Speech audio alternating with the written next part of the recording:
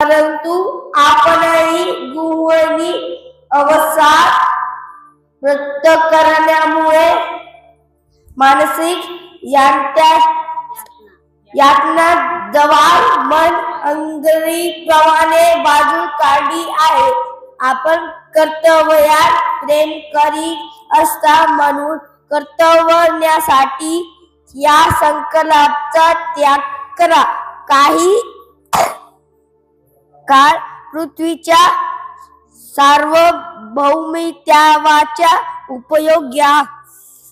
शास्त्रना योग्य वेळी आपण वानप्रस्थान जाऊ शकाल. आपलं दुःख नातलगाईविषयी अनादर दाखवू नका. सर्व प्राणिमात्रांविषयी करुणा हा धर्म आहे. Very good.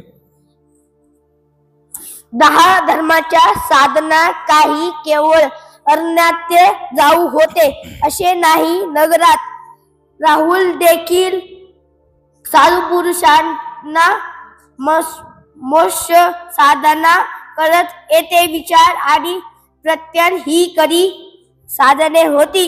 अरण्य आणि समन्वय ही केवढी मित्र्या माणसांनी लक्षणे होती. आपल्यामुळे निर्माण झालेले यातनाच्या लाटीने भरलेल्या खोल दुःख सागरात शाक्य राजा बुडून गेले आहे म्हणून समुद्रात बुडवण्यात बैलाप्रमाणे सागरात असहाय्य आणि अनाथ झालेले राजाला आपण सोडवे. जिने आपल्याला लहानाचे मोठे केले आणि जिने अर्थश्लोकात अजून प्रवेश केला नाही असा त्या प्राणीचा देखील विचार करा. वासरू हरवलेल्या गायीप्रमाणे ती सतत शोक करीत आहे. तिची आपण थोडी देखील चिंता करणार नाही काय? नाराच्या विगे झालेल्या हसनाप्रमाणे किंवा सहनाचे अरण्यात टाकून दिलेले हत्तीप्रमाणे पती जीवत असतानाही विधवेप्रमाणे दुःख कष्टी असणाऱ्या आपल्या पत्नीला आपल्या दर्शनातले निषेध संतुष्ट केले पाहिजे. पुरोहिताच्या थोड्या वेळ शब्द ऐकल्यावर गुणीजनाचे गुण लक्षात घेणारे भगवंतांनी शरम विचार केले आणि नंतर शांतपणे पुढील प्रमाणे उत्तर दिले. साधू साधू. संजय वेवळ साठी एकदा जोरदार टाळ्या. खूप छान वाचलं तू. Very nice. बघा भगवान बुद्ध कपिल वस्तूला आले होते आणि कपिल वस्तूला आल्यानंतर सर्वांच्या भेटी झाल्या, भेटीगाठी झाल्या. यशोधरेला भेटले, राहुलाला देखील भेटले, त्याला दीक्षित केलं आणि राजा शुद्धोधनाला देखील भेटले. पुढचा देखील दिवस उजाडला. भगवान बुद्ध भिक्षाटनासाठी निघाले. भिक्षापात्र हातामध्ये घेऊन सगळ्या कपिल वस्तू नगरामध्ये भिक्षाटन करत होते. राजा विचार करत होता की आपण तर राजघराण्यातील आहोत. कोण आहोत? राजघराण्यातील आहोत. आपला अप्पर क्लास आहे, एलिट क्लास आहे, सुपर क्लास आहे. आपण एक राजे आहोत, राजघराण्यातील आहोत. आपल्या मुलाने भिक्षा मागणे हे काही योग्य नाही.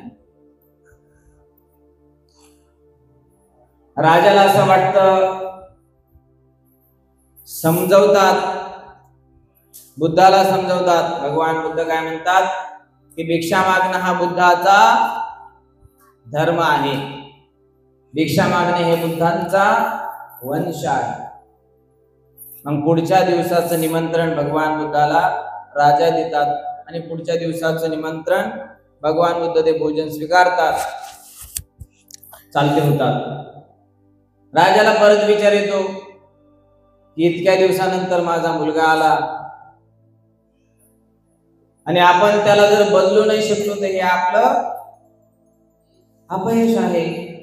म्हणून राजा शेवटचा प्रयत्न करतो, आपल्या पुरोहिताला बोलवतो, मंत्र्याला सांगतो की अरे बाबानो, बघा तो इतक्या दिवसानंतर आला, 7 वर्षानंतर आला, 29 वर्षाचा असताना तो घर सोडून गेला आणि आता 42व्या वर्षी तो आला, इतक्या दिवसानंतर तो आला आणि आपण त्याला आता परत जाताना बघत आहोत. हे मला काही चांगलं वाटत नाही. तुम्ही जा आणि कृपया त्याला समजून सांगा. पुरोहित आणि मंत्री दोघेही भगवान बुद्धाकडे जातात, झाडाच्या सावलीला बसतात आणि चर्चा करतात. काय चर्चा करतात? काय म्हणतात पुरोहित? पुरोहित देखील तेच म्हणतात, राजकुमार, आपला वियोग रूपी बाण हृदयात रुतल्यामुळे ज्यांच्या नेत्रातून अश्रूंचा पूर वाहत आहे त्या महाराजांच्या भावनाचा आपण क्षणभर थोडासा तरी विचार करा. त्यांनी आपल्याला घरी परतण्याची विनंती केली आहे. आपण घरी परतलात तर त्यांना शांतपणे मृत्यू येईल. काय म्हणतात पुरोहित आणि मंत्री? की तुमचे वडील खूप वाट बघत आहेत. ज्याप्रमाणे चातक कशाची वाट बघतो? एका पावसाची वाट बघतो. भेगाळलेल्या जमिनीच्या संदर्भामध्ये शेतकरी कशाची वाट बघतो? पावसाची. मी जर उशिरा आलो तर तुम्ही कोणाची वाट बघता? त्याचप्रमाणे तुमचे वडील तुमची खूप आतुरतेने वाट बघत आहेत. ज्याप्रमाणे हृदयात बाण रुतल्यामुळे ज्यांच्या डोळ्यातून अश्रुधारा येतात, बरोबर आहे की नाही? हृदयामध्ये जर बाण रुतलेला असेल, कशाचा बाण रुतलेला आहे? वियोगाचा. वियोग म्हणजे काय? ताटातूट.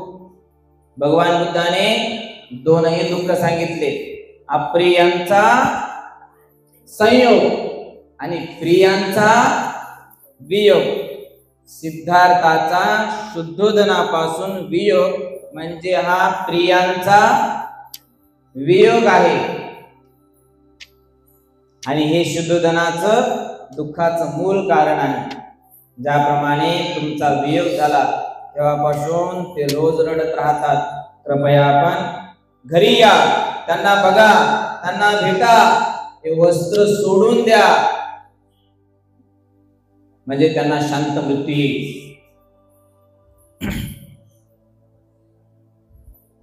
आपला निश्चय धर्मावर केंद्रित आहे हे मला माहित आहे आणि मला हेही माहित आहे की आपला हा संकल्प तुम्ही बदलवणार नाही. परंतु आपणही ग्रहहीन अवस्था पत्करल्यामुळे मानसिक यातनांच्या ज्वाला मला अग्निप्रमाणे भाजून काढीत आहेत. मला म्हणजे कोणाला? शुद्धोधनाला, तुमच्या पित्याला. आपण कर्तव्यावर प्रेम करीत असता म्हणून कर्तव्यासाठी या संकल्पाचा त्याग करा. काही काळ पृथ्वीच्या सार्वभौमत्वाचा उपभोग घ्या. शास्त्रानुसार योग्य वेळी आपण वानप्रस्थास जाऊ शकालच. काय? तुमचा संन्यासी बनण्याचा जेव्हा वेळ येईल तेव्हा तुम्ही संन्यास घ्या शास्त्रानुसार, बरोबर आहे की? म्हणतात ना, शास्त्राची आज्ञा आहे, धर्माची आज्ञा आहे, वेदाची आज्ञा आहे, देवाची आज्ञा आहे. देवाचं बोलावणं आलं की आपल्याला जावंच लागतं, असं म्हणतो की नाही? तसंच ते आता पुरोहित होते, पुरोहित म्हटल्यावर पुरोहिताच्या भाषेत बोलणार. शास्त्राची आज्ञा झाली ना तेव्हा तुम्ही वनात जा, तेव्हा तुम्ही संन्यास घ्या. आता तुमचं वय ब्रह्मचर्य जीवनाचा आनंद घेण्याचा आहे, संसारिक जीवनाचा आनंद घेण्याचा आहे. काय लावलं तुम्ही टाइमपास? या परत माहेर घरी परत या, असं करू नका. आपल्या वडिलांना दग्ध करू नका, पश्चातापामध्ये पाडू नका, त्यांच्या अतिविचाराचं कारण बनू नका. आपल्या दुःखी नातलगांविषयी अनादर दाखवू नका. सर्व प्राणी मात्राविषयी करुणा हाच धर्म आहे. नातलगाविषयी अनादर म्हणजे राहुलाविषयी काळजी करा, यशोधराला थोडस बघा, सर्व तुमची वाट बघत आहेत.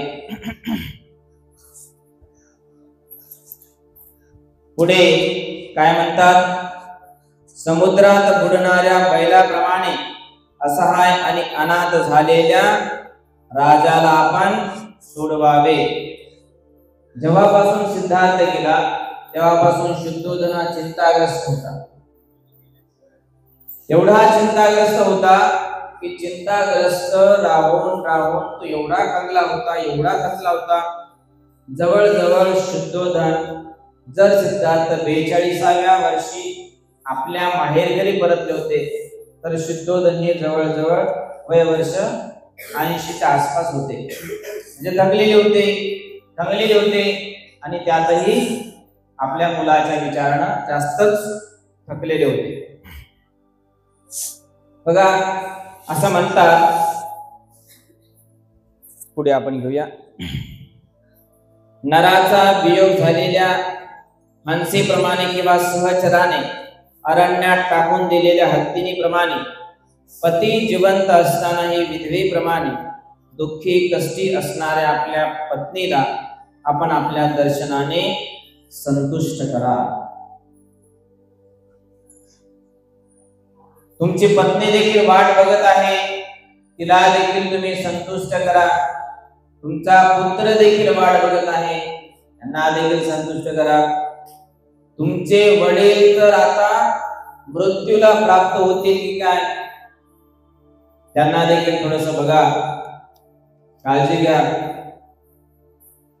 कारण तुमचे वडील आहेत, आमचं काय सांगायचं काम आहे, पण शेवटी तुम्हाला त्याचा निर्णय घ्यावा लागणार आहे.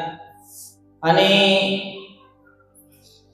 नंतर वयवर्ष 80व्या वर्षी ते थकलेले होते, अनेक व्याधींनी त्रस्त होते. बुद्धाने सांगितल्याप्रमाणे जन्म, म्हातारपण, रोगराई आणि मृत्यू. तर ही राजाची शेवटची भेट होती, बरोबर आहे. ज्यावेळेस सिद्धार्थ आणि शुद्धोधन बुद्ध यांची भेट होती, संवाद होते, त्यानंतर दोघांच्या भेटीनंतर बुद्ध भलेही काहीही झालं तरी चालेल, काय पृथ्वी इकडची तिकडं झाली तरी चालेल, भलेही सूर्य खाली आला तरी चालेल, परंतु मी मात्र घरी जाणार नाही. असं ज्यावेळेस हे मनोगत राजपुरोहित आणि मंत्री ऐकतात आणि परत ते राजाजवळ जाऊन कथन करतात, तर राजा खूप मनाने खचून जातो, हादरून जातो. आणि नंतर बुद्धाचं अनुस्मरण करत करत, धम्माचं अनुस्मरण गुण गात गात, संघाचं स्मरण करत करत शेवटी नंतर अंतिम श्वास घेतो. आणि राजा अशा पद्धतीने शुद्धोधनाचा अस्त होतो, अंत होतो. याच्यात आलं नाही, परंतु शुद्धोधन मात्र आपल्या व्याधीमुळे आणि शेवटी बुद्ध धम्म संघाच्या अनुस्मृती करत करत आपल्या सुगतीला प्राप्त करतात. दुर्गती राजाची होत नाही. अशा पद्धतीने बुद्धाला गृहस्थाश्रमी बनवण्याचा शेवटचा प्रयत्न केला. कोणी केला? शुद्धोधनाने, मंत्री आणि पुरोहित यांच्या माध्यमातून. परंतु बुद्ध मात्र बदलले नाही. बुद्ध हे बुद्ध असतात. बुद्धाला कोणी बदलू शकत नाही. बुद्धाने एकदा का बोललं ते अंतिम वचन असतं. बरोबर आहे. बुद्ध कधीच आपलं वचन पाठीमाग घेत नसतात. मग ते काहीही हो. बरोबर आहे की नाही? एकदा का भगवान बुद्धाने म्हटलं की भिक्षु हो, पुण्य कर्म करणे हे सुगतीचे लक्षण आहे. भगवान बुद्ध ते वचन नंतर कधीच असं म्हणू शकत नाही की नाही नाही माझं चुकलं, I am very sorry. Sorry हा शब्द भगवान बुद्धाच्या डिक्शनरी मध्ये नव्हताच. माफ करा हा बुद्धाच्या डिक्शनरी मध्ये शब्द नव्हताच. जे बोललं ते अंतिम वचन. जान जाय पर वचन न जाय, अशी भगवान बुद्धाची बोली होती. करुणामय बोली होती. भगवान बुद्ध असं बोलायचे की सगळा वर्ग, उपासक वर्ग प्रभावित व्हायचे. जे विरोध करायचे ते तर भगवान बुद्धाचं लोटांगण घ्यायचे. भगवान बुद्ध असं सांगायचे की जगामध्ये त्या काळामध्ये असं कोणी सांगणारच नाही. भगवान बुद्धाच्या वाणीने संपूर्ण आशिया त्या काळामध्ये आंदोलित झाला होता, आक्रमक झाला होता. धार्मिक कारणामुळे, आध्यात्मिक कारणामुळे, आध्यात्मिक क्रांतीमुळे. जे आजपर्यंत जगामध्ये कोणी आध्यात्मिक क्रांती बुद्धा समान कोणत्या ना धर्मगुरूने केली, कोणत्या ना धर्म संस्थापकाने केली, ना कोणत्या एखाद्या महामानवाने केली. जी आध्यात्मिक क्रांती भगवान बुद्धाने केली. असं आपलं शास्त्र शुद्ध, म्हणजेच आपले महान शास्त्रा गुरुवर्य शास्त्र भगवान बुद्ध होते. आणि आपण त्यांचे पायिक आहोत, अनुयायी आहोत. आपण त्यांनी जसं सांगितलं तसं आपण ऐकायला पाहिजे. भगवान बुद्ध म्हणतात पुण्य करा, पुण्यच केलं पाहिजे. पाप करू नका, नाही केलं पाहिजे. कल्याण कोणाचं आहे? माझं आहे का? माझं सांगायचं का? ऐकायचं तुमचं का? आणि ते ऐकून नुसतं साधू साधू म्हणायचं नाही, ते पालन पण करायचं. काही तर असे पाहतात मागचे,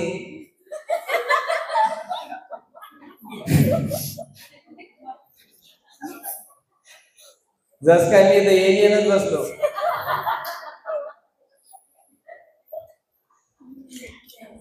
बुद्धाच्या काळामध्ये एक भिक्षू होता, त्याचं नाव काय होतं माहितीये का? वक्कली. काय होतं? वक्कली. भगवान बुद्ध प्रवचनाला बसले की तो टक लावून पाहिजे भगवान बुद्ध.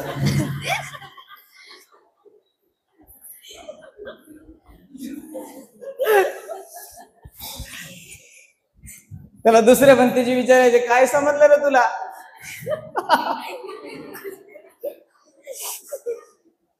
परत दुसरा दिवस उजडायचा.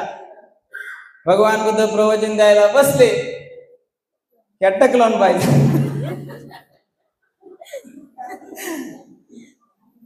भगवान बुद्ध त्याला विचारतात, वक्कली तू माझ्याकडे पाहतो? हो भगवान. मी सांगितले तुला समजतं का? नाही भगवान.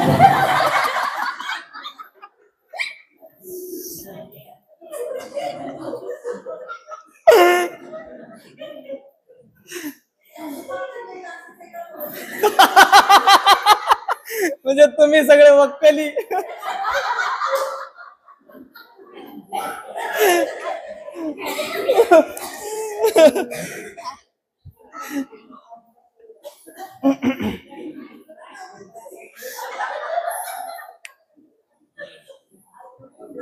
ओके. मग वक्कलीला भगवान बुद्ध विचारतात की तुला काही समजतं का? नाही भगवान. भगवान बुद्ध म्हणतात अरे मला बघण्यापेक्षा तू धम्माला बघ. धम्मामध्येच मी आहे. जो धम्माला पाहतो तो मला पाहतो, आणि जो मला पाहतो तो धम्माला पाहतो. नाही त्याने धम्माला पाहिलं पाहिजे. जो मला पाहतो त्याने धम्माला पाहिलं पाहिजे, आणि जो धम्माला पाहतो तो मला पाहतो. असं भगवान बुद्धाने सांगितलं. तुम्ही धम्माकडे बघा, त्याच्यामध्ये मी तुम्हाला दिसेल. आता आपण काय वाचायला लागलो? धम्मच वाचायला लागलो. आपण काय वाचायला लागलो? धम्मग्रंथ, धर्मग्रंथच वाचायलो. आणि यातून आपल्याला कोण दिसायला लागला? बुद्ध दिसायले. बरोबर आहे की नाही? म्हणून बुद्ध म्हणतात वक्कलीला की जो मला पाहतो तो धम्माला पाहतो. जो धम्माला पाहतो जाणतो त्याच्यामध्ये मी दिसतो. तो धम्माला पाहतो तो मला पाहतो. ठीक आहे, बोलिए साधु साधु साधु. अभिवादन शीलिसा नीचं वदा बचाइनो चत्तारो धम्मा वर्तन्ति आयुवन्नो सुखं बलम्.